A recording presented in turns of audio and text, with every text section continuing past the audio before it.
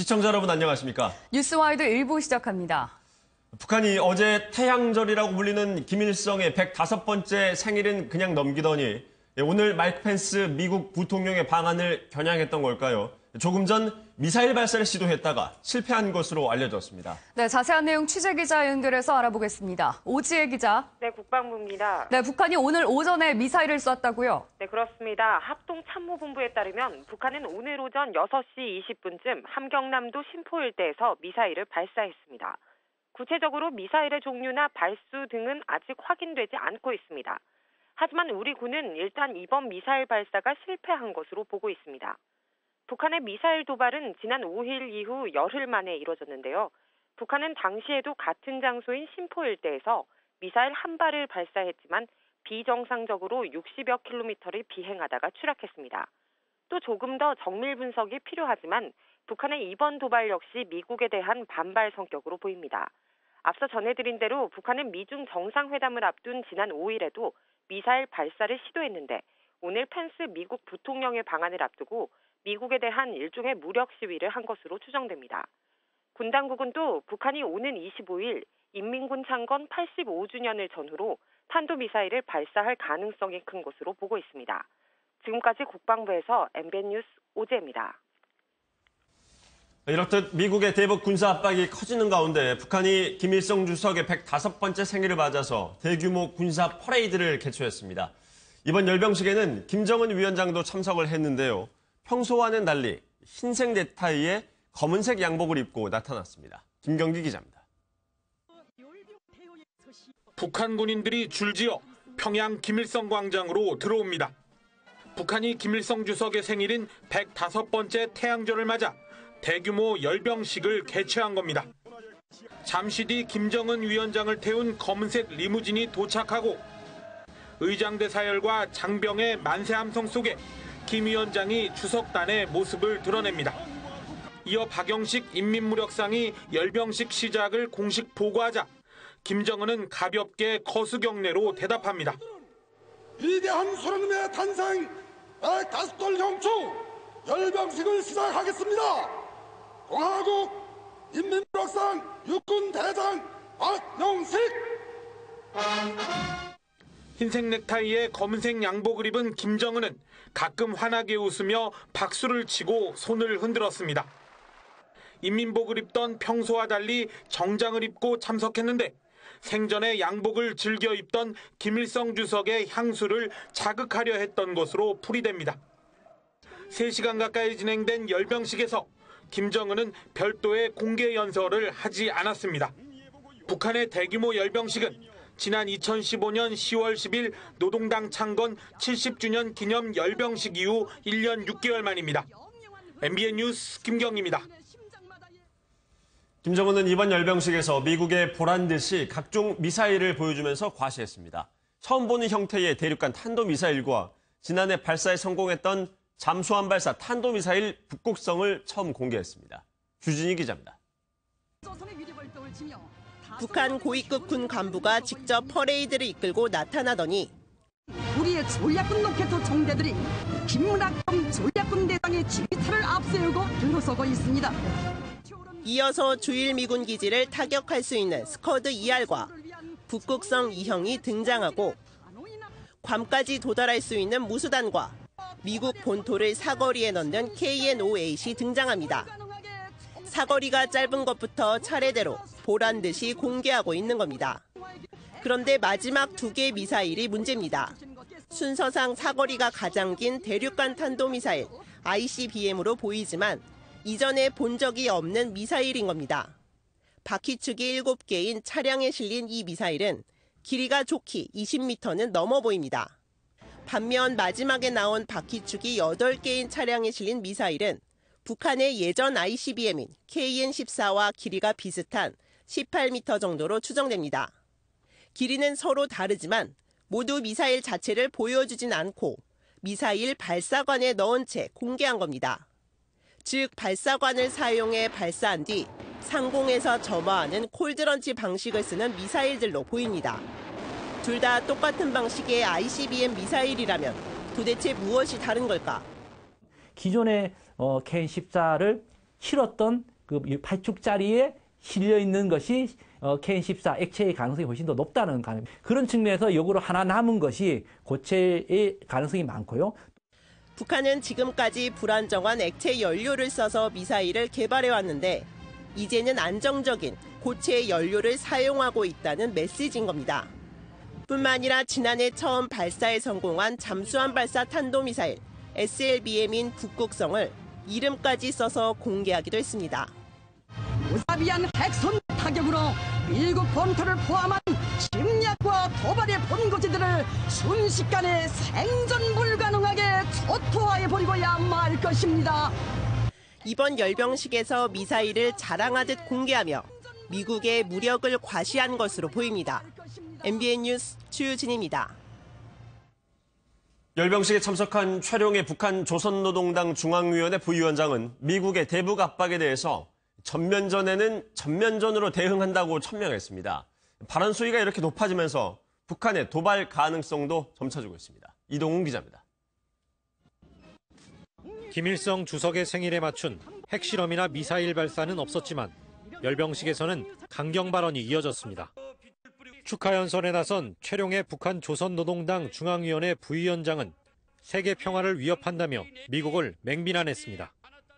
미국은 그들이 횡포우도한 어떤과 무멸한 군사적 모험이 어떤 파국적 후과를 가져올 것인가를 똑바로 알아야 하며 미국이 항공모함을 한반도에 급파하고 부통령까지 방한하며 긴장이 고조되는 가운데 최 부위원장은 전면 대응을 선포했습니다. 미국이 무모한 도발을 거론한다면 우리 형무력은 즉시 선멸적인 타격을 가할 것이며 전면 전쟁에는 전면 전쟁으로 핵 전쟁에는 우리식의 핵 타격전으로 대응할 것입니다. 북한이 연일 발언 수위를 높이면서 도발 가능성도 점차 커지고 있습니다. 군의 사기를 진작하고 자신들의 존재를 과시하려고 어떤 식으로든 도발하지 않겠느냐는 전망도 나오고 있습니다. 오는 25일이 북한 인민군 창건 기념일이기 때문에 그 시기에 맞춰 도발할 가능성도 점쳐지고 있습니다. MBN 뉴스 이동훈입니다. 열병식엔 숙청된 것으로 알려진 김원홍 국가보위상의 모습도 포착됐습니다. 김정은 위원장의 여동생인 김여정 노동당 선전선동부 부부장은 열병식을 종횡무진하면서 여전한 실세임을 확인시켰습니다. 이상은 기자입니다. 북한군 열병식에서 김원홍 국가보위상이 김일성 광장 주석단에 서 있는 모습이 포착됐습니다. 서 있는 위치와 대장 계급장을 단 것으로 봐 국가보위상 직책을 유지하는 것으로 분석됩니다. 하지만 입고 있는 군복이 헐렁할 정도로 수척해진 모습이었습니다. 과거와 비교하면 살이 많이 빠져 숙청된 이후 강도 높은 조사나 처벌을 받은 것으로 추정됩니다. 핵심 측근이자 공포 정치를 뒷받침해왔던 김원홍을 해임함으로써 간부층의 동요가 심화되고 주민들에 대한 통제력도 약화되는 등 실제 김원홍은 최고인민회의는 물론이고 14일 열린 김일성 105주년 생일 경축 중앙보고대회 등 중요한 공식 행사에 모두 불참했다는 점에서 그동안 혁명화 처벌을 받았을 가능성이 제기됩니다. 김여정 노동당 선전선동부 부부장은 오빠인 김정은 노동당 위원장을 가장 가까이서 밀착 수행하며 최측근 실세라는 점을 확인시켰습니다. 득이양양한 표정의 김여정은 커다란 책자를 들고 와 간부들을 제치고 직접 오빠 옆에 펼쳐놓기도 했고 최룡해 노동당 중앙위원회 부위원장과 귓속말을 나누기도 했습니다. 선전선동부 부부장으로서 이번 행사를 주도적으로 기획했다는 걸 보여준 겁니다. 그러면서도 김정은에게 초점이 맞춰질 때쯤이면 알아서 건물 기둥 뒤에 몸을 숨기며 스포트라이트를 넘기기도 했습니다. MBN 뉴스 이상은입니다. 김정은 노동당 위원장과 함께 열병식을 참관한 주석단은 그 위치에 따라서 북한의 권력 서열을 고스란히 보여주고 있습니다. 왼쪽 바로 옆에는 박봉주 내각 총리가, 오른쪽에는 최룡해 총정치국장이 자리했는데요. 주석단으로 본 북한의 권력 서열을 정규회 기자가 알아봤습니다. 열병식을 참관하던 김정은이 심각한 표정으로 옆을 보며 말을 건넵니다. 바로 왼편에 있던 박봉주 내각 총리입니다. 뭐가 못마땅한지 손을 연신 움직이며 문제점을 지적하자 조용히 고개를 끄덕입니다. 그 옆으로는 당 중앙위 부위원장인 최룡해와 김기남이 나란히 자리를 함께했고 이어 최태복 북한 최고인민회의 의장의 모습도 보입니다. 오른편엔 군복을 입은 북한군 최고위층이 눈에 띕니다. 리명수 총참모장과 얘기를 나누며 즐거워하는가 하면 황병서 총정치국장에게도 말을 건넵니다. 주석단 중앙부에는 이 밖에 리수용 국제부장과 리망건 군수공업부장, 최부일 인민보안상 등 당정군 최고 간부들이 총 출동했습니다. 하지만 권력 서열상 김정은 바로 옆에 위치해야 할 김영남 최고인민회의 상임위원장의 모습이 보이지 않는 것이 이례적입니다. 김영남 최고인민회의 상임위원장이 바로 김정은 위원장 옆에 서야 되는데 박봉주가 서 있는 걸 볼 때 건강에 좀 문제가 있는 것이 아닌가 이렇게 추정해 볼 수 있습니다. MBN 뉴스 정규혜입니다. 북한의 도발이 계속되는 상황에서 미국이 추가로 항공모함을 투입할 예정입니다. 북한의 위협에 미국의 군사적 압박 수위가 높아지면서 한반도 긴장 상황이 최고조에 이르고 있습니다. 이재호 기자입니다. 미국의 항공모함 니미츠호입니다. 미국 최초의 핵추진 항공모함으로 비행 갑판만 축구장 3배 넓이에 달합니다. 슈퍼호넷 전투기 등 항공기 80여 대와 유도미사일 등 첨단 무기로 무장해 바다 위의 요새라 불립니다. 일본 언론 보도에 따르면 미국이 칼빈슨 항모 전단 외에도 이 니미츠호를 서태평양 해역에 추가 배치하는 것으로 알려졌습니다. 북한의 추가 핵실험 등 도발 가능성에 대비하겠다는 의미로 해석됩니다. 열병식에서 또 신형 ICBM을 공개했고 또 핵실험은 또 향후 실시될 가능성이 높기 때문에 그러한 것을 하지 말라는 경고 차원에서 일본에 주둔하고 있는 미군도 최근 훈련을 늘리고 있습니다. 최신의 스텔스 전투기 F-35B에 대한 폭탄 탑재 훈련까지 전개하며 북한의 움직임에 반응하고 있습니다. 이처럼 한반도의 군사적 긴장이 높아지고 있는 가운데 오늘 우리나라를 방문한 마이크 펜스 미국 부통령은 사흘간 국내에 머물며 북한 문제를 논의할 예정입니다. MBN 뉴스 이재호입니다.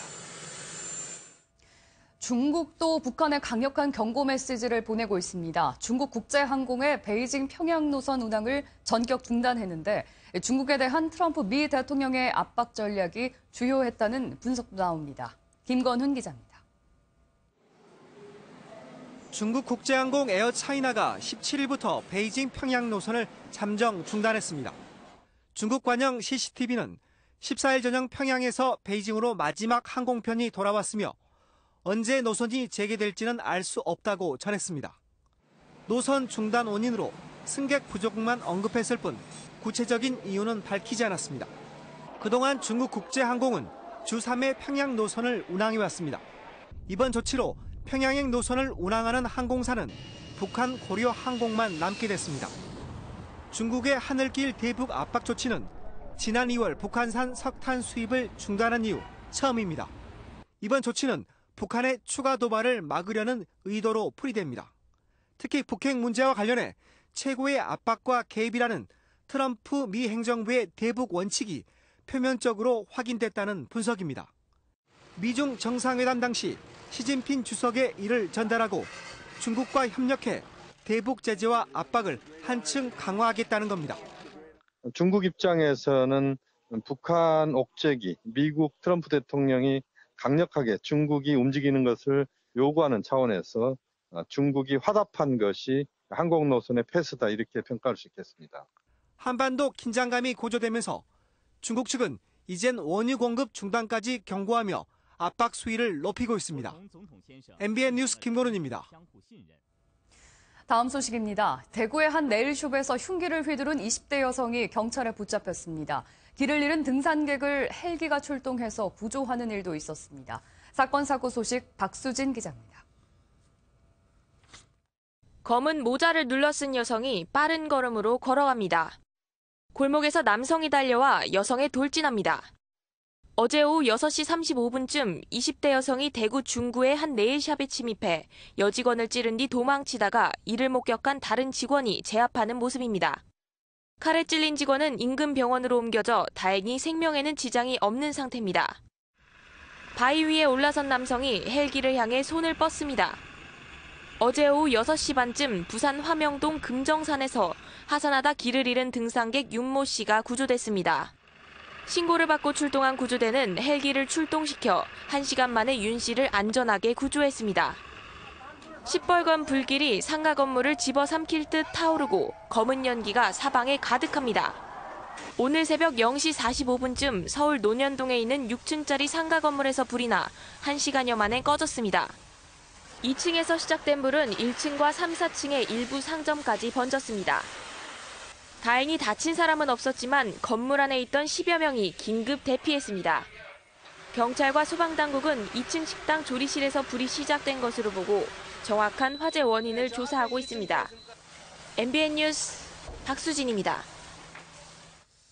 네, 오늘은 304명의 사망과 실종자를 냈었던 세월호 침몰 사고가 있었던 지 꼭 3년째가 되는 날입니다. 3주기를 맞아서 경기도 안산 합동분향소에선 추모제인 기억식이 열리는데요. 본격적인 선체 내부 조사에 앞서서 오늘 오후부터는 안전도 검사도 이뤄집니다. 김수영 기자가 보도합니다. 3년 전 4월 16일 8시 50분쯤 476명을 태우고 인천에서 출발해 제주로 가던 세월호가 진도 맹골수도를 지그재그로 항해하다 결국 침몰합니다. 사고 뒤 해경과 민간어선이 출동해 172명을 구조했지만 이보다 많은 승객 304명이 사망하거나 실종됐습니다. 그 뒤 7개월간 사고 해역을 수습했지만 9명은 끝내 찾지 못했습니다. 당시 세월호에는 제주도로 수학여행을 떠났던 안산 단원고 2학년 325명이 타고 있어 학생들의 피해가 컸습니다. 3년째인 오늘 경기도 안산 합동분향소에서 세월호 참사 3년 기억식이 열립니다. 오후 1시부터 안산 도심에서 합동분향소까지 사전 행진이 이어진 뒤 3시부터 본 행사인 추모식이 열리고 4시 30분부터 헌화가 진행됩니다. 육상에 올라온 세월호에 대해서는 이르면 오늘 오후부터 선체 위험성과 안전도 검사가 시작됩니다. 이는 본격적인 내부 진입에 앞서 안에 유해가스로 인한 폭발 위험성이 있는지를 확인하고 내부 구조물이 붕괴될 위험성 등을 파악할 예정입니다. MBN 뉴스 김수영입니다. 네, 대선 후보들 5명 오늘 주요 일정들을 알아보겠습니다. 오늘 앞서 보도해드렸던 대로 세월호 3주기인 날인데요. 국회 나가 있는 취재기자 연결합니다. 길기범 기자. 네, 국회입니다. 네, 오늘 세월호 참사 3주기 이 기념 행사에도 대선 후보들이 많이 참석할 것 같은데요. 네, 세월호 참사 3주기인 만큼 대선 후보 5명 중 4명은 안산 세월호 분향소를 찾아 추모할 예정입니다. 문재인 더불어민주당 대선 후보를 비롯해 안철수, 유승민, 심상정 후보 모두 오늘 오후 3시 경기 안산 합동분향소에서 진행되는 기억식에 참석하는데요. 현재 네거티브 공방이 치열한 만큼 대선 후보 4명이 모여 어떤 대화를 나눌지 등에 관심이 쏠리고 있습니다. 반면 유일하게 참석하지 않는 홍준표 자유한국당 후보는 국가 대개혁 비전 선포 기자회견을 할 예정인데요. 홍 후보는 서울 여의도 당사에서 안보와 정치, 경제 등 7개 분야에 대한 대개혁 방안을 제시하면서 위기 속에서 자신이 대한민국을 구할 유일한 희망이라고 강조할 전망입니다. 이외에도 대선 후보 5위는 부활절을 맞아 일제히 종교 행사에 참여하며 종교계 표심 잡기에도 나섭니다. 먼저 문 후보는 염소한 추기경을 예방하고 정오에 열리는 명동성당 예수부활 대축일 미사에 참석합니다. 홍 후보 역시 오후에 교회를 찾아 부활절 예배에 참석하고 안 후보는 자신의 지역구에 있는 교회에서 부활절 예배를 드리고 주민들을 만나 의원직 사퇴에 대한 양해를 구할 예정입니다. 유 후보도 새벽부터 교회 부활절 예배에 참석했고 심 후보도 명동성당을 방문하며 종교계 끌어안기에 나설 계획입니다. 또 이외에도 문 후보는 대중교통 정책을 발표하고 유 후보는 보훈 정책, 심 후보는 4차 산업 정책 관련 공약을 발표하는 등 정책 대결도 펼쳐질 전망입니다. 지금까지 국회에서 MBN 뉴스 길기범입니다. 다음 달 9일에 열리는 제19대 대통령 선거 후보 등록이 이제 오늘 마감됩니다. 후보 등록 첫날이었던 어제는 13명의 후보자가 등록을 해서 역대 대선 가운데 가장 많은 후보가 출마하는 선거가 될 전망입니다. 오태훈 기자입니다. 대리인을 통해 대통령 후보로 등록한 문재인 더불어민주당 대선 후보는 모든 국민이 정권 교체를 함께 하자고 밝혔습니다. 그 국민들의 절박한 염원을 잘 담아서 진정한 정권 교체 꼭 이루겠습니다. 직접 후보 등록을 마친 안철수 국민의당 대선 후보는 선거에 임하는 각오를 내놨습니다. 등록과 함께 국회의원직을 내려놓습니다. 국민을 위해서 반드시 이기겠습니다. 홍준표 자유한국당 대선 후보와 심상정 정의당 대선 후보도 대리인을 통해 후보 등록을 마친 뒤 저마다 표심 잡기에 나섰고 유승민 바른정당 대선 후보도 직접 중앙선관위를 찾았습니다. 반드시 제가 또 우리 바른정당이 보수의 중심으로 대표로 쭉 서도록 하겠습니다. 주요 후보들의 기호도 확정됐습니다. 국회 의석수에 따라 더불어민주당의 문재인 후보가 기호 1번을, 자유한국당 홍준표 후보가 기호 2번을 받게 됐고 안철수, 유승민, 심상정 후보 순입니다. 어제까지 모두 13명의 후보가 등록을 마쳐 12명이 출마한 지난 17대 대선을 이미 넘었습니다. 후보들은 등록 절차가 마무리되는 오늘 자정부터 선거일 하루 전인 5월 8일까지 공식 선거운동을 하게 됩니다. MBN 뉴스 오태윤입니다. 중앙선관위나 방송사들이 대선 후보들을 불러놓고 토론회를 여는데요. 그런데 이 토론회를 서서 하냐 아니면 앉아서 하느냐를 놓고 각 후보 진영이 주말도 없이 거친 설전을 벌였습니다. 박준우 기자입니다. 먼저 포문을 연 건 바른정당이었습니다. 끝장 토론이 필요하다던 문재인 더불어민주당 대선 후보가 스탠딩 토론을 거부하는 건 자기 모순이라고 비난한 겁니다. 미국의 힐러리도 멀쩡하게 서서 토론 잘하던데 왜 스탠딩 토론 거부하는지 저는 잘 모르겠습니다. 공격에 가담한 국민의당은 스탠딩 토론 거부를 문 후보의 체력 문제로 돌렸습니다.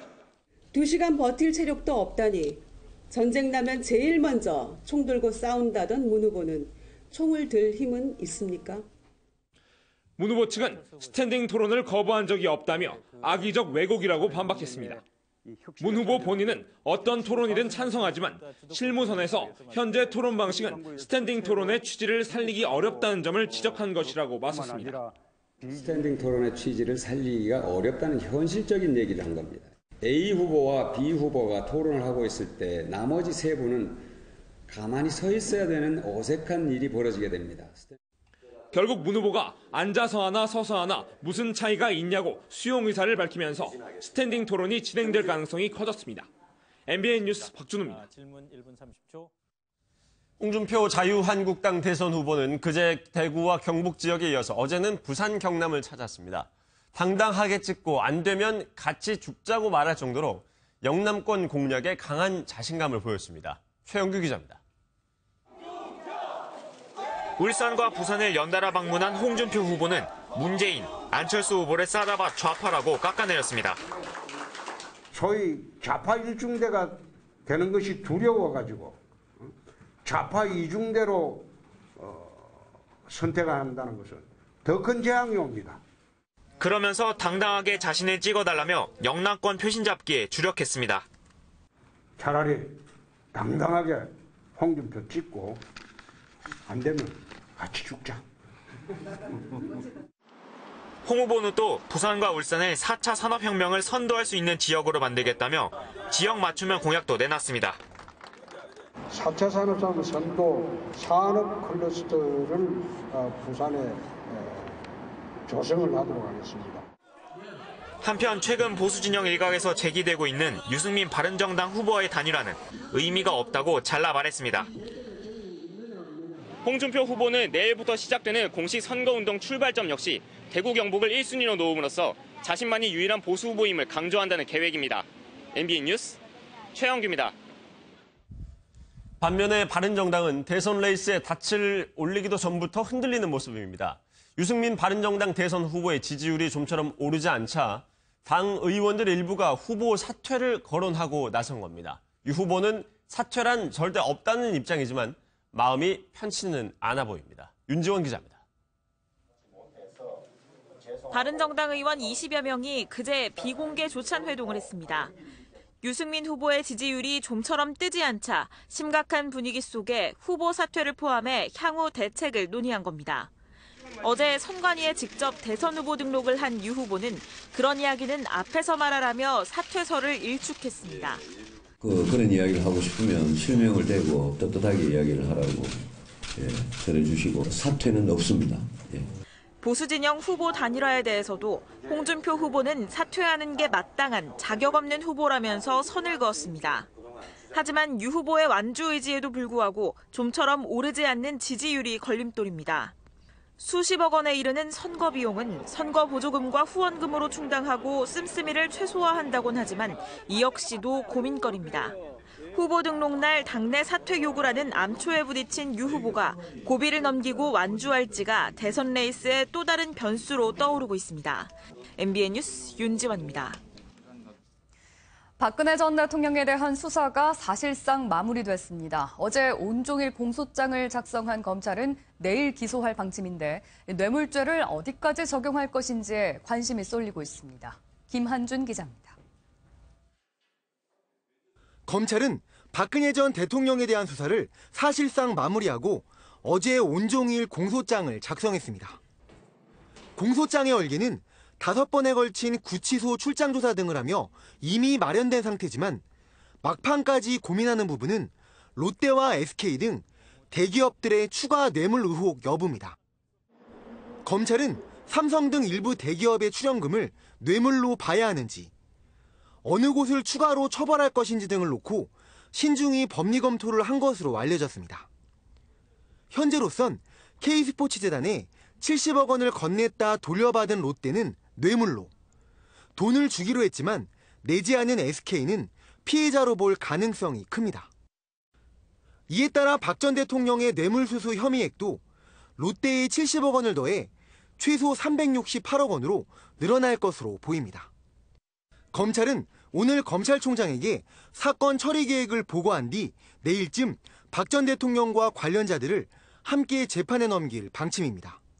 MBN 뉴스 김한준입니다. 어제 나들이 하기에 딱 좋은 날씨였죠. 그런데 춘곤증이라는 말처럼 봄철에는 유난히 졸리는 경우가 많은데요. 특히 4월인 지금이 1년 중 졸음운전 사고가 가장 많이 일어난다고 합니다. 강세훈 기자입니다. 버스 한 대가 뒤집혀 있고 소방대원들은 차 안에서 승객들을 구조합니다. 갓길에 세워진 차량을 들이받고 도로 밖으로 튕겨져 나간 겁니다. 이번엔 정체 구간에서 속도를 줄이지 못하고 연쇄 추돌 사고를 일으킵니다. 모두 운전자가 깜빡 졸면서 벌어진 사고입니다. 조금만 더 가면 되니까 참으면서 할 때가 가장 위험한 것 같습니다. 한 실험에서 운전자가 1시간 동안 쉬지 않고 운전했더니 눈을 깜빡이는 속도가 평소보다 20% 느려졌습니다. 이런 졸음운전은 춘곤증이 겹치는 봄철에 위험성이 가장 큽니다. 실제 지난해 전국에서 발생한 졸음운전 사고는 4월과 5월이 가장 많았습니다. 순찰을 하다가 보면 차량이 갈지자로 가는 등 졸음운전을 자주 목격하게 됩니다. 고속도로에서는 차량이 빠른 속도로 진행하기 때문에 사고가 나면 치사율 80%로 위험합니다. 운전 중에 졸음이 오면 휴게소나 졸음쉼터에서 잠시 눈을 붙이는 등 장시간 운전을 피하는 것이 좋습니다. 또 차 안에 산소가 부족하면 졸음을 불러오기 때문에 자주 환기를 시키는 것도 졸음을 쫓는 데 도움이 됩니다. MBN 뉴스 강세훈입니다. 술에 취해서 말다툼을 벌이던 40대 친구끼리 격한 몸싸움을 벌이다가 한 명이 중태에 빠졌습니다. 대선 지지 후보를 놓고 언쟁을 벌이다가 이런 일이 벌어졌습니다. 안진우 기자입니다. 술에 취한 남성 2명이 뒤엉켜 몸싸움을 벌입니다. 서로 밀치고 멱살을 잡는 등 격한 몸싸움을 벌이다 갑자기 한 남성이 힘없이 쓰러집니다. 잠시 뒤 경찰과 119 구급대가 도착하고 쓰러진 남성은 인근 병원으로 옮겨집니다. 술 취해가지고 병원 못 썼는데 그 사람 혼자 깨웠더라고. 일어나라고 얼마 일어나라고 막. 의식을 잃고 쓰러진 남성은 44살 김모 씨. 동갑내기 친구와 함께 술을 마신 김 씨는 대선 지지 후보를 놓고 의견이 갈렸고 결국 서로 화를 참지 못해 주먹 다짐을 벌인 겁니다. 초등학교 동창끼리 술 먹다가 좀 언쟁이 있었는 것 같더라고요. 그러는 과정에 대선 얘기도 나오고. 경찰은 대선 지지 후보가 다른 탓에 서로 다툼을 벌인 것으로 보고 김 씨의 친구를 상대로 정확한 경위를 조사하고 있습니다. MBN 뉴스 안진우입니다. 배우 고 김영애 씨가 췌장암으로 영면에 들었지만 그의 생을 안타까워하는 마음은 계속 이어지고 있습니다. 고인은 사업을 하다가 잘못 알려진 사실로 큰 고통을 받았는데 겉으로는 화려한 연예인들이 적지 않게 겪는 일이라고 합니다. 이상주 기자입니다. 시작은 한 소비자 고발 프로그램의 잘못된 의혹 제기였습니다. 연매출 1,000억 원대의 사업은 회생불능이 됐고 경제적 고통과 이혼, 극심한 스트레스에 시달렸습니다. 고 김영애 씨의 지인들은 이 사건이 병의 원인이 됐다고 얘기합니다. 스트레스성 뾰루지가 막 나가지고 얼굴이 너무 흉하게 되는 거야. 사업하면서 사업도 잘 될 건데 그냥 이상한 인간들이 옆에서 그냥 걸려가지고 그게 다 아휴. 많은 연예인들이 이처럼 잘못된 소문과 일방적인 주장에 고통받고 있습니다. 여성으로부터 성폭행 고소를 당했던 영화배우 이진욱과 박유천은 법정 공방 끝에 무혐의를 받았지만 이미지에 큰 타격을 받은 뒤였습니다. 배우 문채원과 박보검은 SNS에서 애인으로 주장하는 사람 때문에 고통을 받았고 가수 아이유는 인터넷 방송 BJ에게 성적 모욕을 당했습니다. 부모님이나 누가 보신다면 얼마나 또 이제 충격받으실까 싶기도 하고요. 팬이라서 혹은 재미나 경제적 목적을 위한 무차별적 공격에 스타들이 고통받고 있습니다. MBN 뉴스 이상주입니다. 한 주간 있었던 정치권 소식 여러분들 모시고 더 깊게 얘기 나눠보겠습니다. 오늘 네 분 나오셨는데요. 이진곤 경희대 개공교수, 고영신 한양대 특임교수, 그리고 차재원 부산 가톨릭대 교수, 그리고 마지막으로는 노영희 변호사 나오셨습니다. 어서 오십시오. 예, 안녕하세요. 이 교수님과 고 교수님은 계속 나오셨고 지금 차 교수님과 노 변호사님께서 오늘 이 시간에는 이제 처음 나오셨습니다. 네. 먼저 첫 내용으로는 고영태 씨가 구속이 된 이야기부터 시작을 할까 하는데요. 애초에는 고영태 씨가 의인처럼 취급을 받기도 했었고 내부 고발자라는 이미지가 강했지 않습니까? 그런데 결국 어제 새벽에 구속영장이 발부가 됐습니다. 첫 질문을 노 변호사님께 먼저 여쭤볼게요. 노 변호사님은 고영태도 구속이 될 거라고 처음부터 좀 예상을 하셨나요? 아니면 예상치 못했는데 영장이 나왔다고 보고 계십니까? 그 부분은 이제 체포영장의 그 집행이 과연 적법했느냐와 좀 연결이 되는 것 같습니다. 원래 처음부터는 그 고영태 씨에 대한 혐의는 이번에만 특별히 두드러진 것이 아니고 예전부터 많이 있었거든요. 그런데 경찰에서는 불기소 혐의로 송치를 했었습니다. 불기소 처분으로. 그러던 것이 갑작스럽게 이제 체포가 되면서부터 이게 과연 적법했냐 안 적법했냐 이제 말들이 많았는데 법조인들 입장에서는 좀 이상한 시기에 이상한 방법으로 체포가 되었다라고 생각을 했었었는데 체포 적부심에서 영장 발부와 집행 과정이 정당했다라고 하는 결정이 나지 않았습니까? 네. 그것에 비추어 본다면 결론적으로는 구속영장 청구에 대해서도 같은 식의 결론을 내릴 것이 법원의 이제 일관성이라고 하는 측면에서 봤을 때는 좀 예상이 됐었던 부분이 있는 건데 이제 문제는 과연 이분에 대해서 그런 식으로까지 하는 것이 과연 타당했느냐? 왜 하필이면 그 시점에 그렇게 했느냐? 그런 부분이 좀 문제가 돼요. 왜냐하면 그 고영태 씨에 대해서 지금 제기가 됐던 혐의가 세 가지가 있는데 하나는 그 2천만 원, 세관장을 그 임명하는 과정에서 2천만 원을 받았다. 그래서 알선수재 혐의가 하나가 있고 또 하나의 혐의는 이제 8천만 원을 투자해주겠다는 명목으로 받았다가 돌려주지 않았다는 투자 사기 혐의가 있습니다. 마지막으로는 이제 인터넷 불법 도박 사이트를 운영했다라고 하는 이제 도박 마사회법 위반 이런 것들이 있는데요. 이 세 가지의 혐의 사실은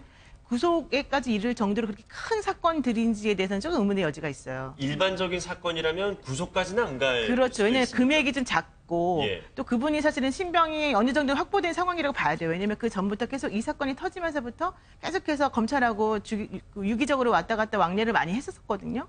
그런 상황에서 굳이 구속영장을, 그러니까 체포영장도 그렇고 굳이 구속영장을 이 시점에 꼭 청구했어야만 하는가에 대해서 좀 문제가 많았는데 이제 체포영장이 괜찮았다, 적법했다. 또 집행도 괜찮았다 이렇게 나오고 보니까 그러면 구속까지 되겠구나 이런 생각을 할 수밖에 없는 거죠. 그랬었군요. 고 교수님께서는 어떻게 예상을 하셨습니까?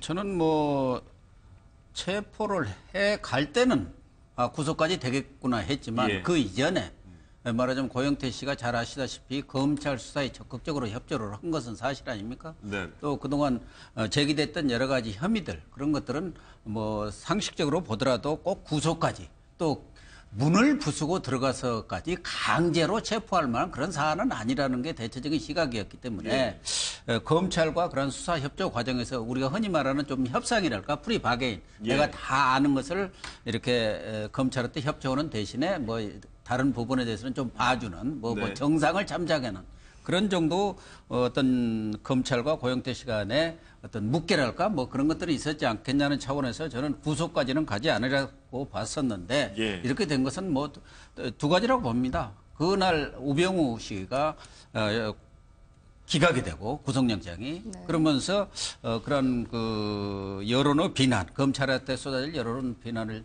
물타기 하기 위한 검찰의 어떤 트릭 꼼수가 아닌가 하는 생각이 들고 두 번째는 그동안 태극기 집회에서 고영태 씨에 대해서 지속적으로 고발도 하고 구속 수사를 요구를 했기 때문에 검찰의 입장에서는 촛불 집회 쪽에 또 국정농단뿐만 아니라 그 반대쪽에 있는 태극기 집회 쪽에 있는 사람들의 요구도 수용함으로써 나름대로 균형 있는 수사를 했다는 그런 뭐 면모를 과시하기 위한 그러한 두 가지 차원에서 고영태 씨를 구속한 거 아닌가 그렇게 보고 있습니다. 그러나 중요한 것은 국정농단의 어떤 공모자로 구속한 게 아니고 말하자면 말씀하신 대로 사기라든가 뭐 이런 알선수재 뭐 이런 정도로 구속했기 때문에 형량은 그렇게 뭐 설득 높지는 않지 않겠나 두 보여집니다. 분께서는 모두 일단 시기와 방법적인 면에서 좀 의아함이 있다 이렇게 말씀을 해주셨는데요. 지금 고영태 씨의 혐의들 중에 그 세관장 인사청탁 개입 의혹과 관련해서 녹취 파일이 있습니다. 저희가 화면으로 준비했는데 함께 들어보시겠습니다. 세관장은 될 일이 별로 없어. 여기는 없으니까 다른 걸로 세관에서 뭔가 들어올 때 뭔가를 풀어준다 그런 거를 한번 연구를 해보라는 말이야. 그리고 근데 간세청은 무슨 행사 같은 게 이렇게 있나 봐. 간세청장 되면은 내일 발표한다니까 다음에 다 줄줄이 만나자. 같이 밥 먹읍시다. 그러면 당신은 뭔가 내놔야지 하고 요구할 거야. 나 지금 중요한 일을 앞두고 있는데 나 같이 엮어야 되겠네.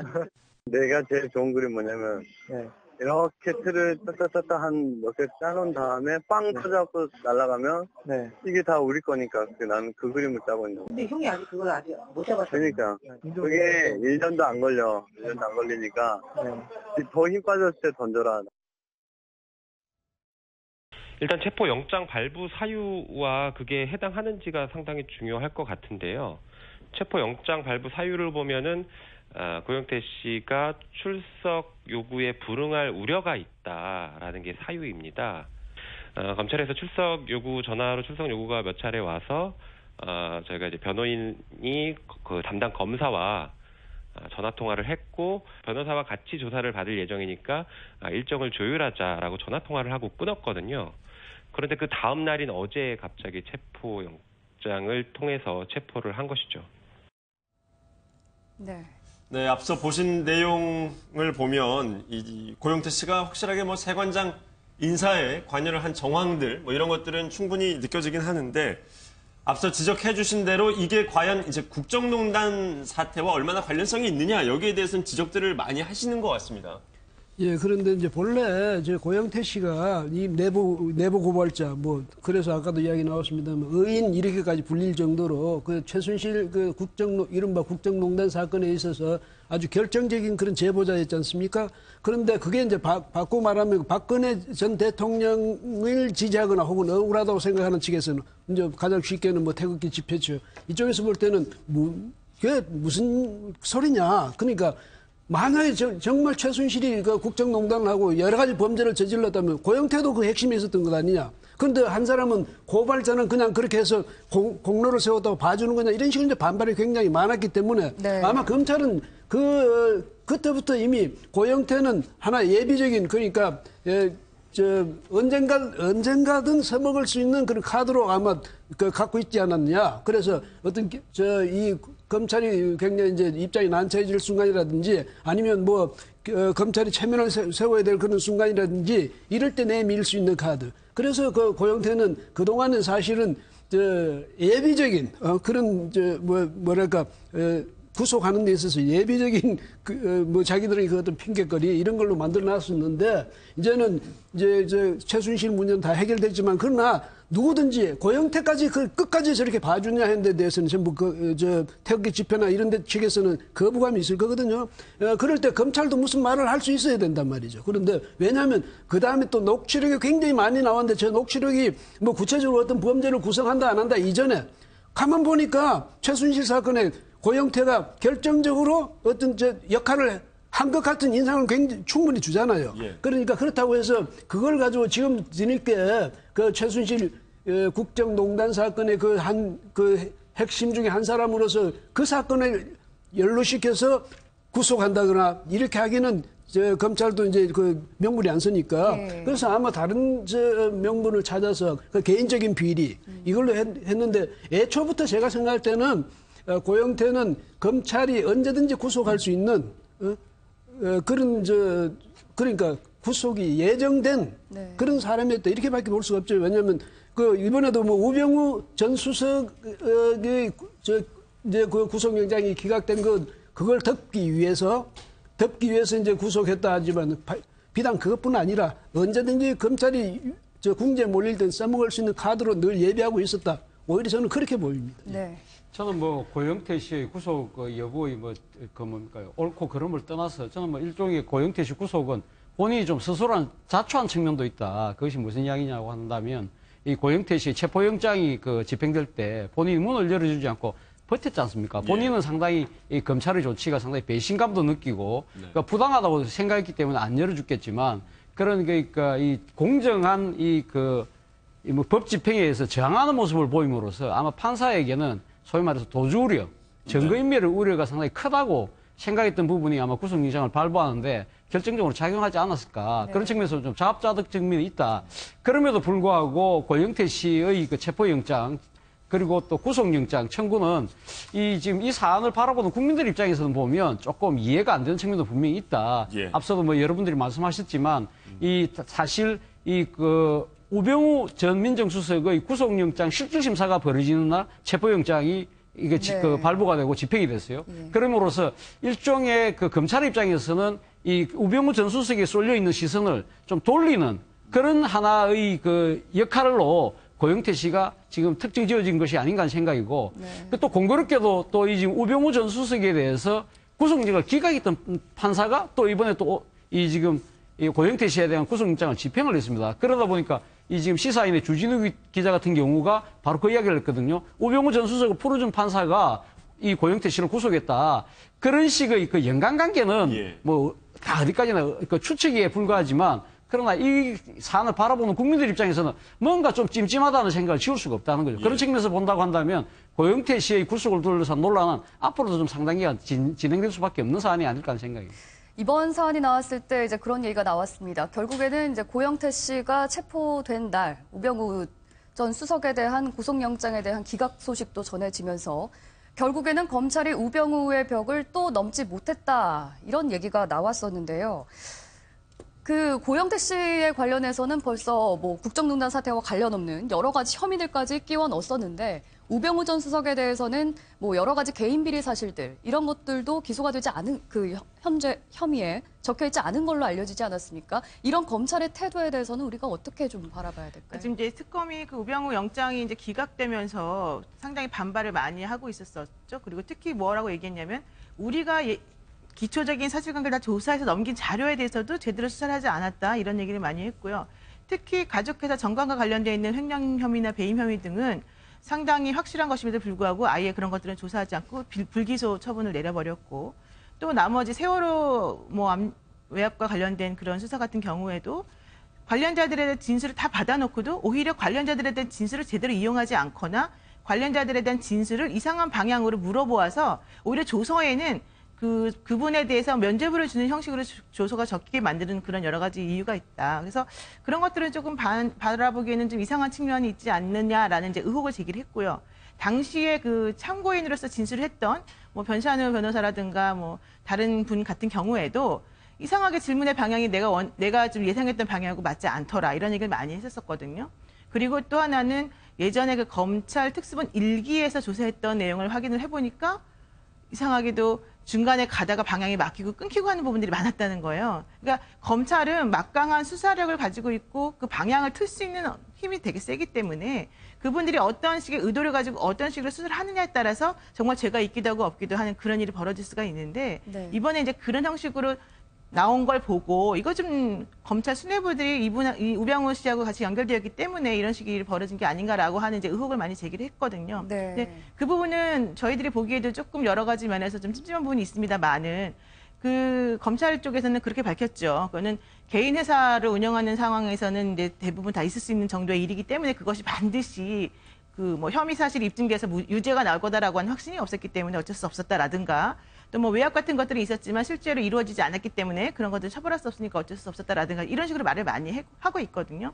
그러니까 그렇게 되면 누구 말이 사실 더 맞는지는 모르겠지만 국민 입장에서는 우병우 수석에 대한 구속영장은 기각이 되고 오히려 고영태 씨는 구속이 되고 이러면서 좀 뭔가 판세의 흐름이 달라지고 있는 거 아닌가, 프레임이 좀 달라지고 있는 거 아닌가 이런 생각을 좀 할 수밖에 없어서 결론적으로는 아무래도 조금 그 검찰에서 우병우 전 수석에 대해서 제대로 수사의 방향을 좀 잡지 못하고 좀 미진하게 끝내고 있는 거 아닌가라고 하는 그런 의심 정도는 분명히 할 수 있을 것 같습니다. 제가 여기에서 조금 그 말씀을 좀 더 보태면 저는 아마 검찰 입장에서는 영장을 재청구하기가 쉽지는 않을 겁니다. 물론 제가 두 번째 기각됐을 때도 영장 재청구를 다시 한번 검토하겠다고 했지만 사실상 세 번째 영장을 청구하기는 쉽지 않다. 자, 그렇다고 한다면 검찰이 할 수 있는 것은 결국은 불구속 기소밖에 없다고 할 수 있는데 그러나 지금 일각에서 나오는 이야기는 그 검찰이 지금 현재의 검찰 수뇌부가 기소를 해서는 안 된다는 이야기가 강하게 지금 주장이 되고 있는 거거든요. 그러니까 지금 이제 이 현재 검찰 수뇌부가 우병우 그 전 민정수석이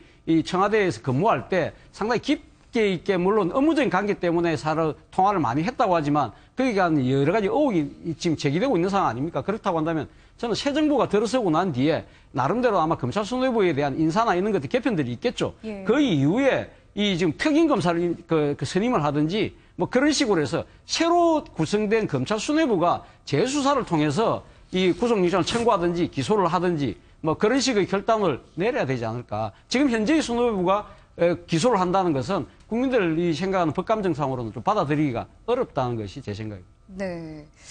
이제 앞서서 프레임 얘기를 해주셨어요. 우병우 전 수석은 구속되지 않고 고영태 씨가 오히려 구속되면서 이게 상황이 좀 반전되는 것 아니냐 이런 취지의 말씀을 해주셨는데요. 최순실 씨야말로 지금 그 고영태 씨가 구속된 상황을 가장 기다리고 있었을지 모르겠습니다. 일단 관련 내용을 저희가 화면으로 준비했는데 한번 들어보고 얘기 계속 이어가겠습니다. 고영태의 진술에 의하면 증인이 그 임대 보증금 2천만 원과 월세 150만 원을 냈다는데 사실인가요? 고영태의 진술은 그 진실이었기 때문에 여기서 대답하기 곤란합니다. 고영태의 진술은 신빙성이 없고 이미 계획된 걸로 제가 봐서 그 고영태 그 증인의 얘기로는 제가 대답하기 곤란합니다. 제가 강조하고 싶은 것은 고영태 일당이 기획 폭로를 하기 전에 현직 검사와 상의했다는 부분이 있는데 이 부분은 적각 조사해야 됩니다. 이 사람들이 그 이전에 한 증언들 위정이기 때문에 처벌돼요. 자신으로 인해 가지고 이런 참담한 일이 일어난 것에 대해서는 말할 수 없는 그런 후회 막급한 그런 걸 가지고 있습니다. 그는 이 얘기는 법적 책임 요구를 하는 것이 아니고 어쨌든 자기 때문에 일어난 일이 아니냐. 네. 뭐 전해지는 바에 의하면 최순실 씨가 이런 얘기도 했다고 그래요. 대통령의 억울함을 직접 풀어드리고 싶다. 이렇게도 얘기를 한 것으로 전해지고 있는데 이제 박근혜 전 대통령은 내일쯤 기소가 될 것으로 알려지고 있습니다. 그런데 당초에는 이제 선거 운동이 본격적으로 시작되기 이전에 선거 영향을 최소화시키기 위해서 그 전에 기소를 할 거란 관측이 많았는데 이미 이제 선거 운동은 오늘 밤 자정이 지나면 시작되잖아요. 좀 미뤄진 이유가 있을까요?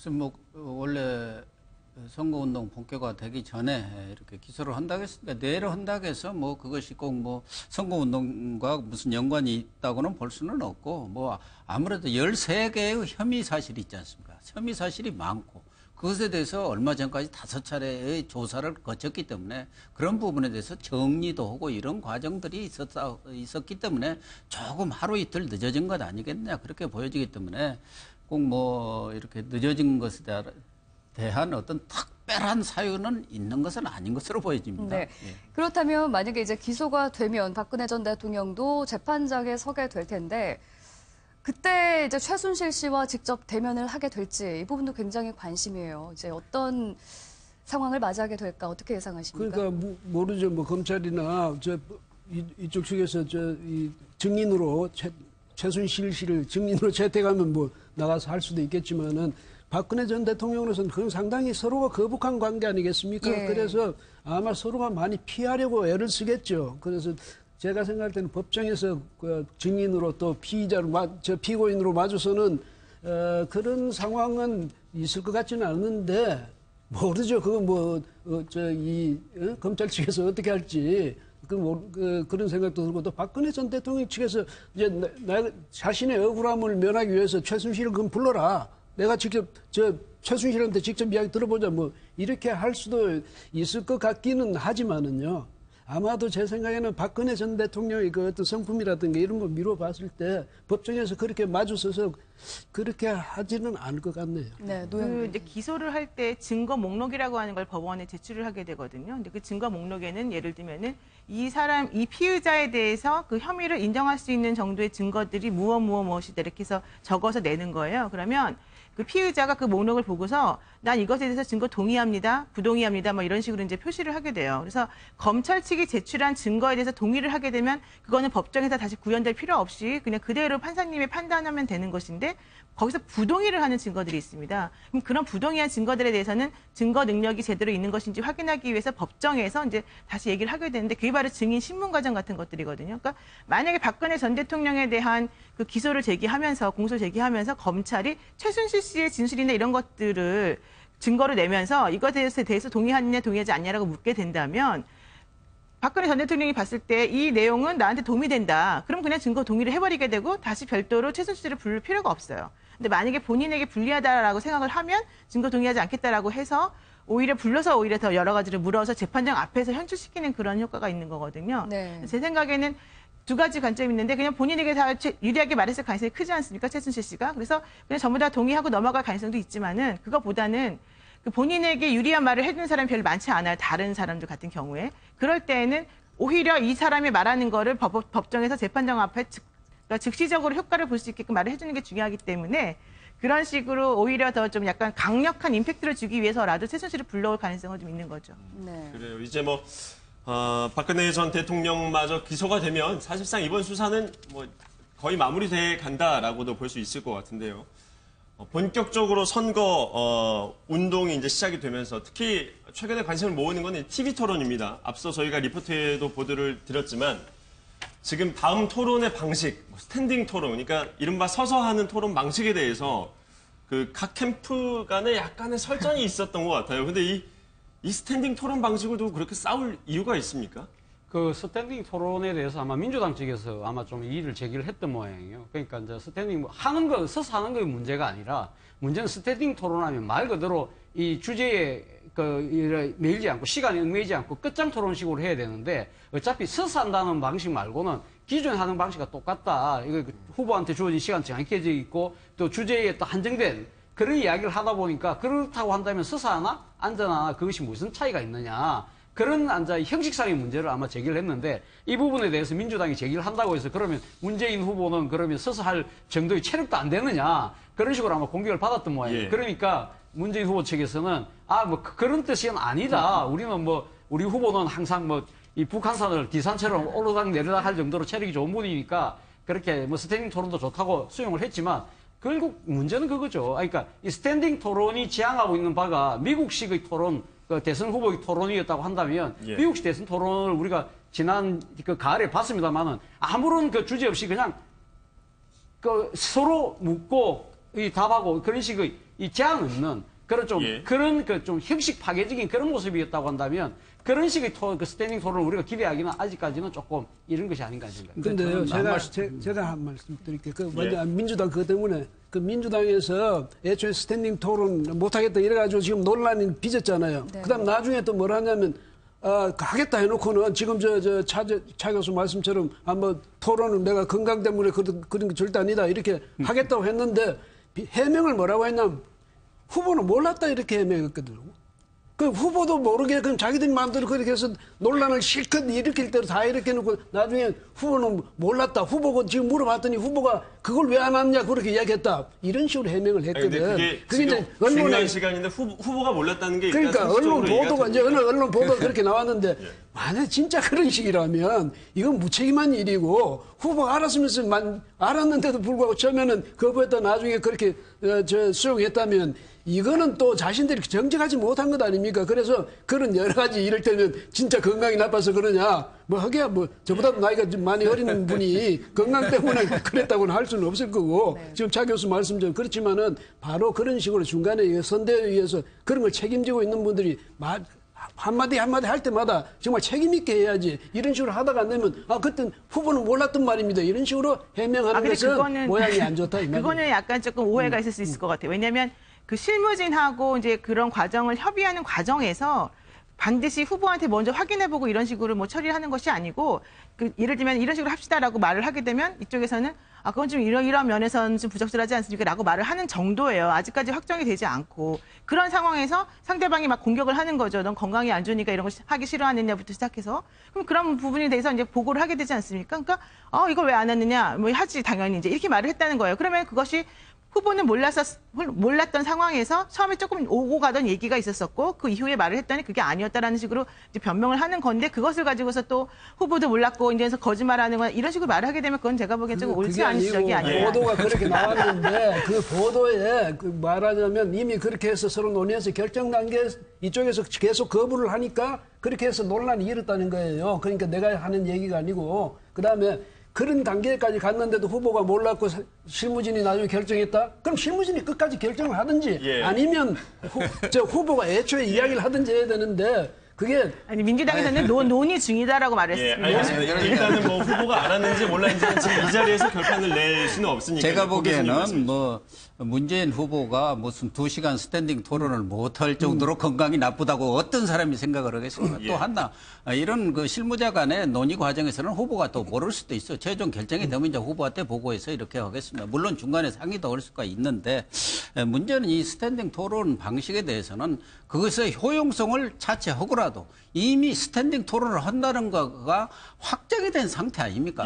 뒤늦게 이제 문제를 제기를 한 거예요. 그런데 이미 확정된 것은 받아들이고 그것을 실행을 해야지. 그걸 나중에 뭐 이게 5시 이렇게 모여가지고 뭐 미국식으로 두 사람이 말하자면 양강에 있는 두 사람이 이렇게 맞짱 토론을 하는 것이 더 효율성이 있지. 뭐 5시에 오면은 시간인데 한 20분 하는데 그걸 꼭 서서 해야 하느냐. 이 문제 제기는 그러면은 이 스탠딩 토론을 하느냐 마느냐 처음 시작할 때 제기를 해서 그 문제를 해결을 해야 하는데 이미 언론에든 모든 곳에서 스탠딩 토론을 하겠다고 다 공표가 된 상황에서 뒤늦게 문제를 제기하는 것은 그건 뭐 옳은 방법은 저는 아니라고 보고 지난번에도 그랬지 않습니까? 뭐 특정인을 내가 뭐 비호하는 생각은 없는데 그 주도권 싸움에서 또 주도권을 어떤 분한테 주면은 그 주도권을 가진 사람이 질문을 해야 하는데 막 끼어들고 막 그냥 해갖고 부인하고 주도권 하는 과정에서 그런 것은 또 서로 합의된 룰에 어긋나는 거기 때문에 그런 부분에 대해서는 저는 문재인 후보 측에서 뭐 문재인 후보 갖고 그랬다는 거고 실무를 하는 분들도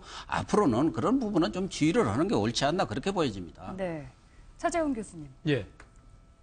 스탠딩 토론요. 저는 앞서 뭐 말씀드렸지만 사실 이것 자체가 논란이 된다는 것 자체가 조금 이 커다란 대선판에 있어서 진짜 아주 그 사소한 시비거든요. 이런 부분들에 대해서 이걸 모르겠습니다. 그러니까 서로 정당의 유불리를 가지고 서로 이렇게 이야기하는 자체가 저는 좀 국민들이 생각하기에는 조금 각 대선 캠프들이 좀 한심하지 않느냐는 생각을 할 것 같습니다. 지금 국가의 미래가 달려있는 중대한 대선인데 이 정책과 비전에 대한 토론과 공방이 벌어져야지 이 토론 형식 문제를 갖고 이 시시비비를 계속적으로 이야기한다는 부분은 저는 조금 이 주객이 전도된 그런 논란이 아닌가 생각합니다. 네, 이렇게 그 선거 그 토론 방식에서까지 이렇게 치열하게 논란이 이어지고 있는 이유는 아마 이제 후보들 간의 경쟁이 굉장히 치열하게 지금 진행되고 있기 때문이 아닌가 싶은데요. 지금 대선 후보 등록 전에 마지막 여론조사 결과가 어제 발표되지 않았습니까? 이제 그걸 살펴보면 여전히 이제 문재인 후보와 안철수 후보의 양강구도 체제가 계속 이어지고 있는 것 같습니다. 그런데 여기에서 이제 주목되는 부분이 안철수 후보 같은 경우에는 50대 이상, 대구 경북 지역에서 50% 이상의 득표, 지지율을 얻었거든요. 득표가 아니죠. 지지율인데 보통 이제 50대 이상과 대구 경북이라고 하면은 이제 보수층으로 대표되잖아요. 그 보수층의 표를 안 후보가 좀 이렇게 지지를 얻고 있다고 볼 수 있는 건가요? 어떻게 해석할 수 있을까요? 그렇죠. 기본적으로 현재는 지금 안철수 후보에게 그 보수층과 중도 보수층의 표가 점점 몰리고 있고 그것이 처음보다는 훨씬 더 많이 단단해지고 있다라고 이제 생각해 볼 수 있지 않겠습니까? 그런데 이제 관건은 과연 전화나 뭐 이런 응답을 통해서는 지지한다고 했지만 실제 투표장까지 갈 수 있을 것인가에 이제 문제인 것이고 예. 그런데 더더군다나 지금 현재 그 대선 토론 이후에 이제 유승민 후보에 대한 지지도가 조금 올라가는 듯이 지금 보이기도 하고 또 그 홍준표 후보 같은 경우에는 그냥 같이 죽자 뭐 이런 얘기까지 하지 않았습니까? 보수끼리 뭉쳤다가 뭐 안 되면은 같이 그냥 망하더라도 어쨌든 나를 찍어달라 이런 얘기를 지금 하고 있는 상황이어서 그 보수를 겨냥한 그 표심들이 정말로 계속 안철수 후보에게 머물러 있을 것인가. 이 부분에 대해서 사실 약간 좀 논란은 있습니다만은 지난번에 조갑재 씨가 한 말이 있습니다. 뭐라고 얘기했냐면 안철수 후보에 대해서 투표를 해서 그분이 이기게 된다면 보수는 반쪽이라도 어쨌든 승리한 것으로 보겠다라는 얘기를 많이 했었단 말이에요. 그 얘기가 무슨 얘기냐면은 현재 있는 보수층들의 생각이 그러한 식으로 조금 구성되어 있는 것이 아닌가라고 하는 얘기를 해볼 수가 있고 그렇다면 내가 안철수 자체를 뭐 너무 지지하지는 않지만 그럼에도 불구하고 둘을 비교해서 될 사람을 밀어준다라고 한다면 안철수 후보를 밀어야 되겠다라고 하는 식으로 보수층들이 지금 생각을 하고 있다라는 식으로 볼 수 있어요. 네. 그러면 결과적으로는 홍준표 후보가 본인이 추구하는 가치에 맞는 말을 한다 하더라도 홍준표 후보에게 주는 표는 그냥 사표에 불과할 것이기 때문에 그쪽으로 주지 않는 게 맞다라고 생각할 수 있거든요. 예. 그러니까 그런 식의 여러 가지 전략적인 것들을 보수층들이 분명히 지금 생각하고 있을 것이기 때문에 50대 이상의 그 대구 경북에 있는 그분들이 정말로 이 긴 연휴 끝에 투표장까지 가서 본인이 아주 뭐 100% 지지하지는 않지만 80% 지지하는 분에게 투표를 하고 올 것인가 말 것인가 이 표심을 잡는 것이 안철수 후보가 지금 가장 두려워하고 가장 역점을 두고서 처리해야 될 문제 아닌가 싶습니다. 네. 저 40대 37의 숫자 속에 이제 또 다른 포인트는 지금 광주 전라 지역에서는 문재인 후보가 또 여기에서는 안 후보보다 조금 더 앞선 것으로 나오고 있단 말입니다. 보통 호남 지역 같은 경우에는 되는 후보한테 밀어주는 그렇죠. 경향이 있다는 전략적 선택을 한다고 보통 이야기를 하죠. 그렇기 때문에 그 야권의 이 후보 입장에서는 그 호남에서의 우위를 점하는 것이 아마 본선에서 상당히 중요한 그 요소가 될 수 있는 거죠. 그런 측면에서 본다고 한다면 이번에 지금 호남의 민심은 아직 문재인, 안철수 후보 두 후보 어느 한쪽으로 쏠리지 않고 아직까지는 저울질하고 있는 단계가 아닌가 하는 생각인데요. 문제는 그 안철수 후보의 입장에서 봤을 때 지금 앞서 우리 노영희 변호사님 말씀하셨지만 보수 후보 표들이 보수 지지층들이 지금 안철수 후보에게 몰리는 이러한 상황을 과연 호남 민심이 어떻게 받아들일 것인가 하는 부분입니다. 물론 뭐 안철수 후보가 지금 소위 말 자강론을 내세우면서 바른정당이나 국민의당과의 인위적인 연대나 그러니까 그 단일화는 없다고 이야기를 하고 있습니다만 그렇게 이야기하는 그렇게 강조하는 이유 중에 하나가 호남의 민심을 지금 상당히 고려한 측면이 분명히 있는 거거든요. 자, 근데 후보, 이제 막판에 상당히 갔을 때, 그 표차가 1, 2% 차이 박빙의 싸움일 때 상당히 그 안철수 후보 쪽에서는 보수의 표심을 껴안아야 될 여러 가지 정책과 뭔가 조금 더 포용적인 몸집을 보일 필요가 있을 때 과연 호남 민심이 이걸 어떻게 받아들일 것인가. 이 부분이 사실 어떻게 보면 안철수 후보가 갖고 있는 가장 큰 숙제가 아닐까 하는 생각입니다. 네. 호남 민심 얘기가 나왔으니까 이 얘기를 좀 더 해보면 좋을 것 같습니다. 안철수 후보는 계속적으로 지금 본인의 보수 이미지를 좀 강화해 나가는 발언들을 많이 하고 있지 않습니까? 그런데 그러면 그럴수록 사실 호남 민심은 좀 더 떨어져 나갈 우려가 있단 말이에요. 보수 이미지를 강화하는 게 결국에 그럼 최종 결과적으로 봤을 때 이게 안철수 전 대표에게, 그러니까 후보에게 도움이 될지 아니면 이게 오히려 실이 될지. 고 교수님께서 호남 출신이시니까 호남 민심을 또 여기서는 누구보다 잘 아시지 않습니까? 어쨌든 앞으로 최대 관심은 아까 우리 노 변호사님이나 두 분 이야기하신 대로 호남 표심이 어떻게 움직일 건가, 보수 표심이 어떻게 움직일 건가, 이 두 가지 축입니다. 그게 어느 쪽으로 어떻게 더 많이 움직이느냐에 따라서 예를 들면 보수표가 홍준표라든가 전통 보수로 돌아가는 표가 많을 건가, 아니면 호남표가 지금처럼 양분되지 않고 어떤 쪽으로 또 밀어줄 이 차이에 의해서 결국은 저는 결정되리라고 보는데 뭐 중도표가 한 15% 있습니다. 그건 나눠 먹는다고 보자면은 그럼 호남은 어떤 선택을 할 건가? 적어도 제가 보기에는 지금까지는 지금 반반으로 지금 돼 있어요. 그런데 이것이 전에 4.13 총선 때도 보면 초반기에 거의 반반이었습니다. 선거가 오히려 문이 앞섰죠, 그때도. 예. 그래서 막판에 밀어줬거든요. 그렇기 때문에 호남으로서는 지금 뭐 안철수 후보로서는 중도 보수 쪽으로 외연을 확장하는 그런 뭐 발언이라든가 정책을 지속적으로 제기를 하면서 일단 문재인 후보를 바짝 추격해 왔고 결과적으로는 우리 언론이라든가 여론조사 어느 기관도 아무도 예측하지 못한 양강 구도를 만들어냈어요. 이 자강론 하나를 가지고. 그렇기 때문에 호남은 아직까지는 두 분 중에 누가 더 정권 교체를 확실히 할 건가. 그 확실히 하는 쪽에 밀어줄 건데 제 느낌으로는 뭐 누구 편들자는 게 아니고 아무래도 아직까지는 문재인 후보에 대한 반문 정서 이것이 강하게 있다는 거. 또 하나는 아까 뭐 보수표를 이제 안철수 후보 쪽에서 밀어준다고 해도 그분들이 과연 얼만큼 투표장으로 갈 건가. 예. 내가 적극적인 지지층이 아닌데 이 사람 되면 안 되겠으니까 밀어주는데 갈 건가 마찬가지로 또 지금 호남이든 어디든 간에 젊은 층의 지금 지지를 20, 30, 40대의 지지를 받고 있는 게 또 문재인 후보인데 또 젊은 층들이 투표율이 낮은 것도 또 사실이에요. 그러니까 그건 거의 비슷하다고 보는데 저는 궁극적으로 보면은 한 7대3 정도로 어느 후보 쪽으로 호남은 밀어줄 거다. 아직까지 대선 후보든 대선이든 총선이든 호남이 그렇게 이렇게 양분돼 갖고 표를 밀어준 적이 없어요.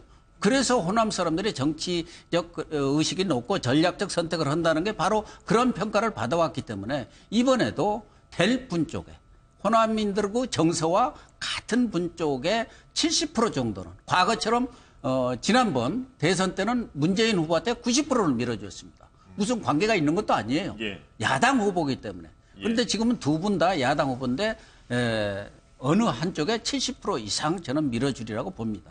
근데 저 이제 이 보수색을 안철수 후보가 보수색을 떼면 이제 호남 유권자들이 어떤 선택을 할 것인가 이 문제인데 물론 보수색을 아주 그러니까 보수에 아부하듯이 아니면 보수표를 너무 의식해서 의도적으로 하는 게 분명히 보일 정도로 그렇게 보수 쪽으로 치우치면 호남 유권자들이 등을 돌릴 수도 있겠지만 아마 그 정도를 안철수 후보가 모른다 이렇게 보기는 어렵고 또 이게 있거든요.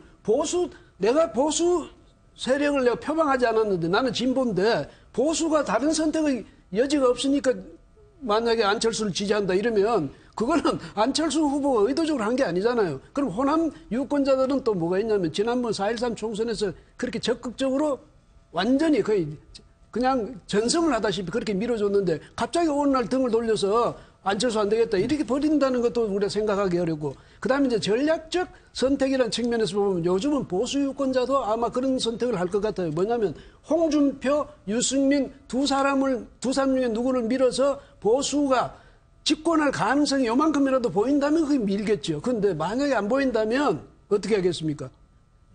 그래도 역선택을 할 수 자신들이 가장 그러니까 우리가 요새 흔히 하는 말 있지 않습니까? 뭐냐 최악을 피하기 위해서 차악을 선택한다 이런 말이나 마찬가지로 자신들이 가장 경계하고 가장 거부감을 느끼는 후보를 당선을 저지하기 위해서라도 그다음 그러니까 그보다는 나은 그런 선택을 할 수도 있다. 근데 아마 이번에는 보수 유권자들도 아마 그런 전략적 선택을 한다는 게 아까 뭐 노 변호사 조갑재 선생이 이야기도 했지만은 그 말하는 게 바로 보수 일각의 생각이거든요. 네. 그런 점에서 보면 호남 유권자도 여전히 전략적 선택을 할 것이고 보수 유권자들도 이번에는 전략적 선택을 한다면 거기에 따라서 이제 결정이 되겠죠. 근데 이제 호남에서 만약에 안철수 후보가 너무 우측으로 너무 기울었다. 만약에 이렇게 판단한다면 아까 고 교수 말씀처럼 7대3이 어느 쪽으로 이쪽으로 움직일 수도 있고 또 아니면 우리가 용인할 만한 선이다 이러면 또 이쪽으로 움직일 수도 있고 할 테니까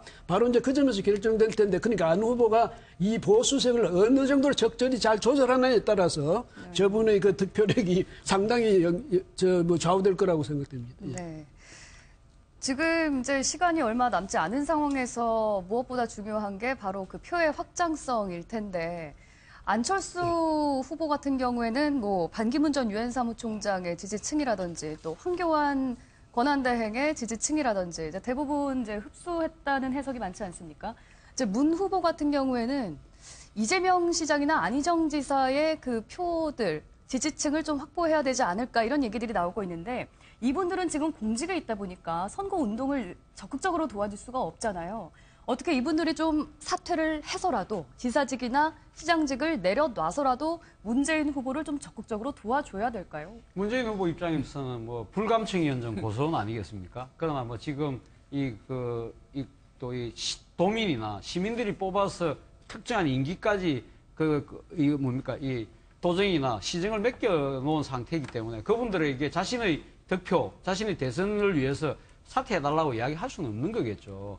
그런데 이와 관련해서 이재명 성남시장이 지난 주말에 자신의 트위터를 통해서 자신이 임기를 사퇴하고 문재인 후보를 돕는 것이 어떻느냐 네티즌에 의견을 물었어요. 의견을 물어보니까 약 8대2 비율로 임기를 끝까지 마치는 게 좋다고 그렇게 이야기를 했다고 그래요. 그래서 이재명 시장은 좀 더 고민을 해보겠다고 이야기를 하지만 저는 뭐 막판에 상당히 박빙의 승부로 진행되는 상황이라고 한다면 아마 두 사람 중에서 한 분이 한 분 또 뭐 두 분 뭐 다 어떻게 보면 두 분 다 할 수도 있을 가능성도 전혀 배제할 수는 없습니다만 본인이 스스로의 판단에 의해서 자신의 이 직을 내려놓고 후보를 돕는 그런 경우도 예상해 볼 수 있겠다는 생각도 드는데 네. 그러나 그거 자체가 그렇게 또 다른 역풍도 있기 때문에 네. 최종 선택까지는 그 결단이 쉽지 않아 보입니다. 그리고 그 안 지사나 이재명 시장의 이제 직을 그만두고 지원을 할 것이냐에 대한 문제를 얘기를 하려면 먼저 이 문제를 좀 정리를 해봐야 될 것 같은데 과연 그 두 후보였던 그 두 분이 지지를 했을 때 그러면 그 표가 문재인 후보에게 갈 것이냐 아니면 가지 않는 표이냐 이 문제를 먼저 좀 정리를 해야 될 것 같습니다. 고 교수님. 제가 말씀드리고 싶은 게 바로 그건데요. 이재명 시장은 사퇴해서 문재인 후보를 돕는다 해도 크게 도움은 되지는 않을 것 같아요. 왜? 그분은 어차피 오히려 더 문재인 후보보다 훨씬 더 진보적인 사람이었기 때문에 이미 문재인 후보 쪽으로 다 간 겁니다. 물론 사퇴를 하고 돌아다니면 조금이라도 뭐 전혀 안 되는 것은 아니겠습니다만 조금이라도 되기는 되겠지만 이미 그쪽 표들은 이재명 시장뿐만 아니라 지지자들까지도 이미 문재인 후보 쪽으로 간 집토끼들입니다. 예. 제가 볼 때 좀 도움이 된다면은 안희정 후보가 아니겠느냐. 뭐 본인도 중도 성향의 그런 성격을 많이 띠고 있고 지지자들도 사실은 지금 지지자들이 제일 많이 빠져간 곳이 안철수 후보 쪽으로 빠져갔지 않습니까? 네. 그렇기 때문에 안희정 지사가 나서가지고 뭐 지사직까지 던지면서 자기 지지층들을 좀 어떻게든 끌어온다 한다면은 그 부분은 우리 언론 용어로 산토끼를 잡아오는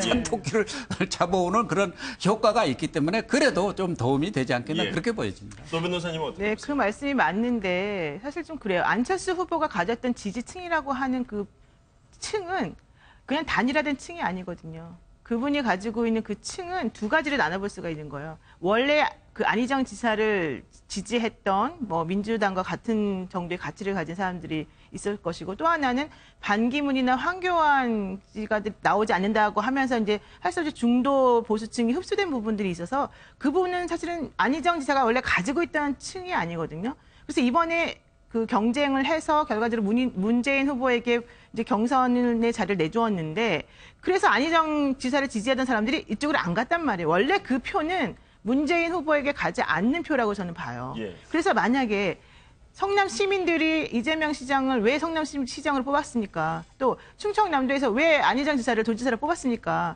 그거는 우리의 일을 좀 잘 해달라고 한 측면에서 뽑았는데 그냥 투표를 하기 위해서 선거를 도와주기 위해서 이 직을 다 버리고 이 사람들이 그냥 나가서 일하는 것을 용인한다? 그건 제가 보기에는 좀 옳지 않은 것 같고 네. 차라리 어차피 안희정 지사의 표라고 하는 거는 반반이 섞여있던 표였고 내 표가 아니었던 표가 넘어가는 것이기 때문에 이 두 분이 그렇게까지 본인의 직까지 버리면서 이렇게 도와줘야 되는 건 저는 좀 아니라고 보고 그 효과도 이렇게 크지는 않을 수 있다고 지금 생각을 해요. 네. 그렇지만 이제 막판이 되게 되면 사실은 한 표 한 표가 매우 중요한 거기 때문에 그때 가서 어떤 전략적 선택을 하실지는 모르겠습니다만은 네. 저는 그런 식으로 일이 진행되는 거는 바라지 않고 차라리 문재인 후보가 스스로가 가지고 있는 어떤 확장성이나 스스로 가지고 있는 능력을 사람들에게 보여주면서 다른 사람들이 가지고 있던 표, 그 돌아갔던 표를 다시 되돌아오는 식으로 찾아오는 게 중요한 것이지 이런 식으로 다른 사람에게 기대서 자꾸 부유하고 떠돌아다니는 표를 주시려고 여러 가지 힘을 쓰는 거는 제가 보기엔 좀 바람직하지 않은 것 같아요. 그런데 문재인 후보의 경우는 깔고 앉은 이 기반이 굉장히 안정적이죠.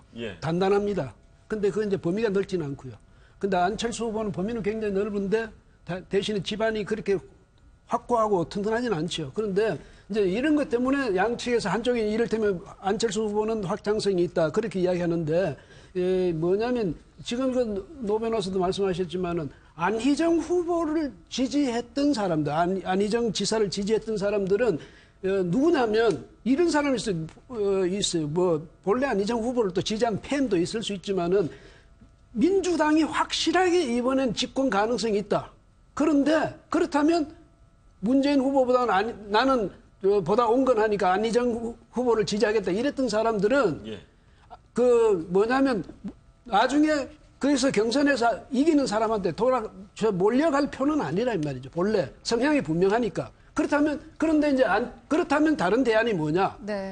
그러면 문 후보는 지지할 수 없으니까 그러면 안철수 후보를 지지하겠다 이렇게 돌아간 표 아닙니까? 그렇죠? 그러면 지금 보면 그래서 안희정 후보 쪽에 갔던 지사에게 갔던 표는 다시 문 후보 쪽으로 돌아갈 표는 아니다 이 말이죠. 그런 점에서 보면 안철수 후보도 그다음에 집안이 좀 상대적으로 집안이 좀 약하긴 하지만 그러나 확장성이라는 면에서 보면 여전히 아직도 가능성이 있다. 그게 뭐냐면 보수 두 보수 후보들이 득표력이 뭐 아주 급격히 높아지지 않는 한 결국은 안철수 후보 쪽으로 오히려 쏠리는 경향이 있을 거고 그런 점에서 볼 때는 안희정 지사나 뭐 이재명 시장이 지사직을 내던지고 시장직을 내던지고 문 후보 쪽으로 지지한다고 해서 그 문 후보 쪽이 그 여연이 그렇게 넓어지지도 않을 거다.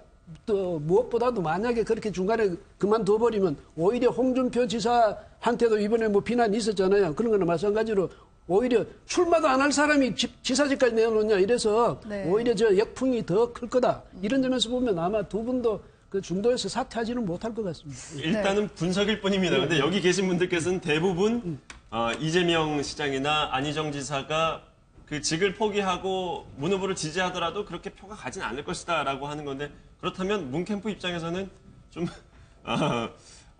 좀 아쉬울 수 있을 것 같은데요. 뭐 이번에 그 홍준표 후보가 한 이야기가 있지 않습니까? 이 대선에는 지게 짝대기라도 필요하다고.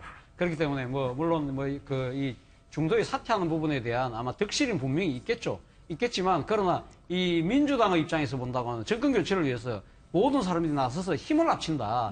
소위 그리고 또 하나는 이 당내의 그 경선 후유증 자체가 해소됐다는 그런 또 효과도 나름대로는 있기 때문에 뭐 그런 여러 가지를 또 고려를 하겠죠. 알겠습니다.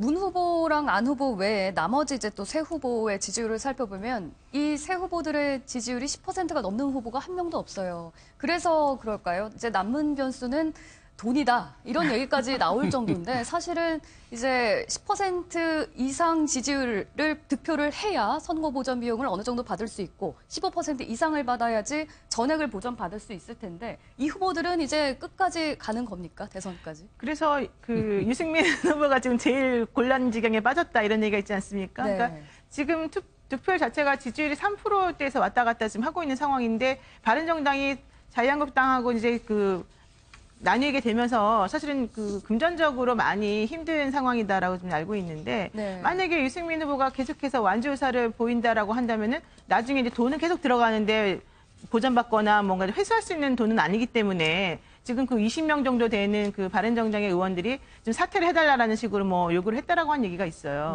그런 것들을 보게 되면 유승민 후보 입장에서 매우 불쾌하겠죠. 그렇지만 현실적인 부분에 있어서는 또 그런 걸 무시할 수는 없거든요. 그러니까 아마도 고민은 되긴 될 것 같은데 그렇다고 해서 지금 와서 유승민 후보가 여러 가지 그동안 말해왔던 것들을 다 버리고 이제 와서 완주를 안 하겠다라든가 중도에 포기하겠다라는 식으로 말을 하면 또 오히려 그분들을 또 지지했던 새로운 보수라고 하는 희망의 보수 그분들이 또 더 갈 곳이 없어지게 되는 거거든요. 그래서 저는 책임 측면에서라도 일단 본인이 후보로 나오겠다라고 했으면 여러 가지 것들을 다 고려해서 나온 것이기 때문에 계속해서 그냥 완주하는 의사를 표현하는 것이 맞지 않을까 생각합니다. 유승민 후보가요. 돈이 뭐 그거 하지만은 사실은 정당 선거 보조금 나옵니다. 그러니까 그 안에서만 자기가 쓸 각오만 하면 되는 거거든. 자기 더 이상 돈 안 쓰겠다. 그리고 지금 보니까 유승민 후보가 중간에 들어갈 그 생각은 없는 것 같아요. 예, 저희가 뭐 아쉽지만 준비한 시간이 여기까지여서요. 못다한 이야기는 잠시 후 이어지는 2부에서 더 나누도록 하겠습니다. 오늘 말씀 고맙습니다. 잘 들었습니다. 휴일인 오늘 서울 낮 최고 기온이 24도까지 오르는 등 낮 동안은 어제만큼이나 따뜻하겠습니다. 네, 기상센터 연결해서 날씨 알아보겠습니다. 조수연 캐스터 전해주시죠. 네, 어제 한낮에 마치 초여름처럼 햇살이 따뜻했습니다. 조금 덥게 느껴질 때도 있었는데요. 오늘도 어제만큼 기온이 오르겠습니다. 오늘 서울의 낮 기온 24도, 대전 27도, 대구 28도로 평년보다 6, 7도가량 높겠습니다. 오늘 밤 남해안과 제주도에서는 비가 내리겠습니다. 이 비는 내일 전국으로 확대되겠고 돌풍과 천둥, 번개를 동반하겠습니다. 특히 내일까지 남해안과 제주도를 중심으로 많은 양의 비가 내릴 것으로 보여 시설물 관리에 유의하셔야겠습니다. 현재 전국이 대체로 맑고 곳곳에 엷은 안개가 껴 있습니다. 오늘 미세먼지 농도 보통 수준이 예상되지만 수도권과 강원 영서는 오전 한때 농도가 높게 나타나겠습니다. 남해안에서는 차차 하늘빛이 흐려지겠고 밤부터 비가 내리기 시작하겠습니다. 오늘 낮 최고 기온은 서울이 24도, 창원 23도까지 오르겠습니다. 이번 주는 비 소식이 잦습니다. 내일 전국에 비가 내린 뒤 그쳤다가 화요일과 목요일 또 비가 내리겠고 낮 기온은 17도 안팎으로 예년 이맘때와 비슷하겠습니다. 날씨였습니다. 뉴스와이드 1부 마치겠습니다. 시청해주신 여러분 고맙습니다.